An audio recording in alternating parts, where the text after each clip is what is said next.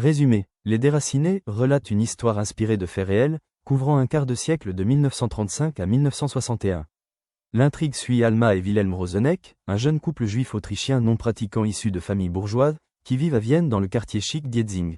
L'histoire commence en 1935 avec leur mariage somptueux, entouré de familles et d'amis, alors que les discussions portent déjà sur la montée du nazisme en Allemagne. Malgré un voyage de noces idyllique, le couple est confronté à la réalité croissante de l'antisémitisme.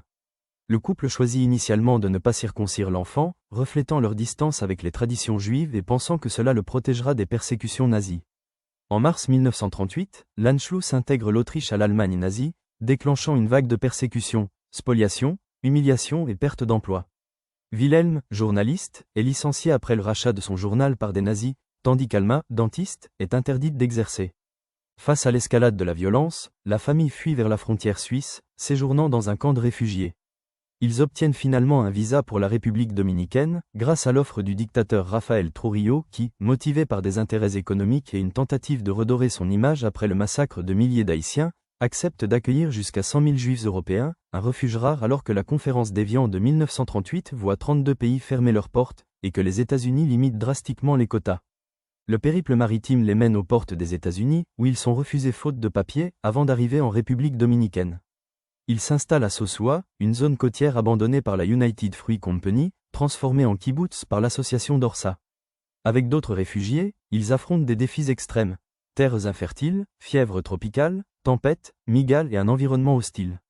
Initialement autarcique, la communauté se tourne vers l'agriculture, puis l'élevage laitier, créant une coopérative prospère produisant beurre et fromage. Des liens se tissent avec les locaux, sans antisémitisme, via l'apprentissage de l'espagnol. Une vie culturelle émerge, avec la construction d'une synagogue, marquant une intégration réussie entre cultures. Quand Israël est fondé, en 1948, avec le soutien des puissances coloniales européennes, dont l'appui britannique qui avait un mandat en Palestine, plusieurs Juifs quittent la républicaine dominicaine pour s'installer au Moyen-Orient en Israël. L'histoire s'achève en 1961 avec la mort de Wilhelm, soulignant la résilience du couple et la transformation de Sosua en destination touristique actuelle. Cette fresque historique met en lumière un épisode méconnu de la diaspora juive, l'accueil de réfugiés en République dominicaine, préfigurant les kibbutz israéliens, et illustre comment l'amour et la détermination permettent de reconstruire une vie après l'exil.